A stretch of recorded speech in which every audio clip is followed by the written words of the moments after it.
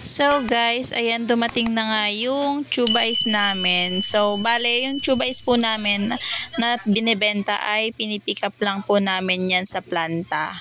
So ang kuha po namin ng isang sako ay 63 pesos.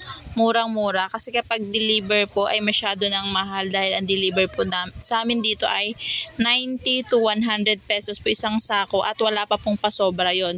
So makikita nyo nga po dyan yung nasa unahan ng motor na yun ay sobra po yan sa isang sako. Kaya ang ginagawa po namin, yung sobra po na yan, nakalahating sako, yan po yung nilalagay namin sa dalawang cooler namin dito na pinaglalagyan namin ng soft drinks at Red Horse.